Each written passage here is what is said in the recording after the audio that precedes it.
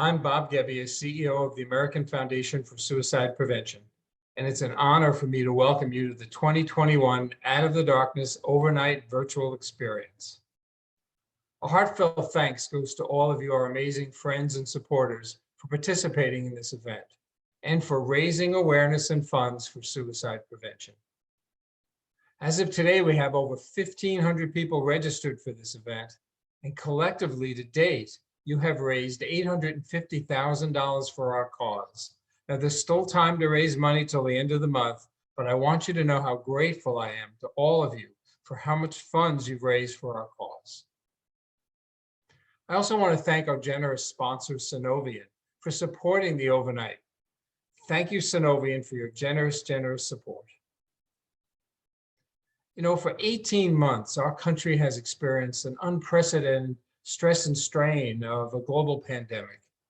This has led to increases in depression and anxiety and substance use and other mental health challenges. It's also led to an increase in suicidal ideation. While we're beginning to feel a sense of hope for a return to normalcy, the lingering effects of the challenges we've experienced remain, and we are concerned about the long-term impact this might have on suicide mortality. Therefore, addressing the mental health needs of all Americans has never been more important, and AFSP has been at the forefront of elevating conversations about taking care of ourselves and those around us. And as the leading organization in suicide prevention, we've made strides in the fight against suicide over the past year. I'd like to share just a few examples. Our 35,000 volunteer field advocates advanced legislation that addresses disparities in mental health care for underserved and underrepresented communities. And we played a major role in getting Congress to unanimously pass the National Suicide Hotline Designation Act, which will support the implementation of the future 988 national hotline call number. 988 will make it easier for those in distress to get the help they need when it goes live in July of 2022. We launched New Seize the Awkward public service ads in partnership with the Ad Council and the JED Foundation to empower teens and young adults to help a friend. This campaign reached a milestone this year with over 40 million views, and 52% of young adults report having seen at least one of our PSAs. Our 72 chapters nationwide delivered suicide prevention education in schools and workplaces and community settings to help increase the understanding of what to do if you or someone you know is struggling. And when suicide does occur, we continue to be there to support families and friends with programs and resources.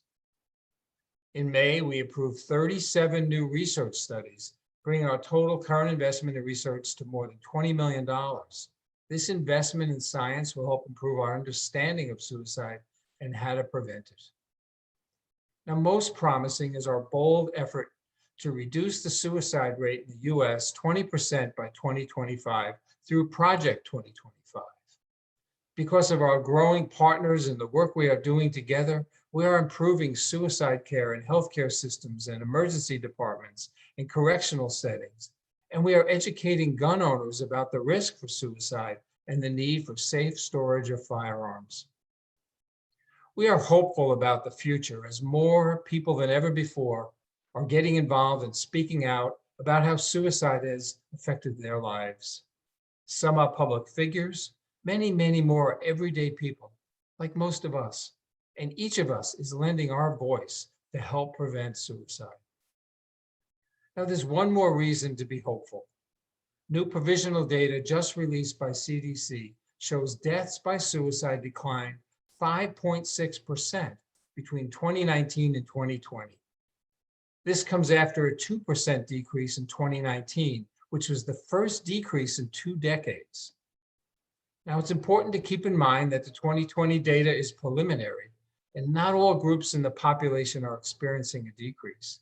In fact, there's an indication that suicide is on the rise in Black and Brown communities. This overall decrease at the population level is promising, and it tells us that it's possible. It's possible to reduce suicide, and it's possible to save lives if we make the investment in suicide prevention. And that's what you're helping us to do.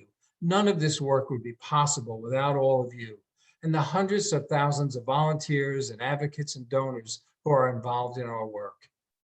Please know your participation in the overnight is lifting up people who struggle with thoughts of suicide.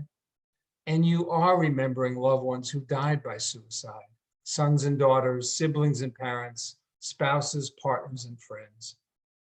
Please know how critical you are to our mission of saving lives and bringing hope to those affected by suicide. Because of you, we are able to continue to fight for a day when no one will die by suicide. I look forward to seeing you in person at next year's overnight walk, and it will be a walk, and it's being planned for June in New York City. Look for information on the 2022 overnight later this year.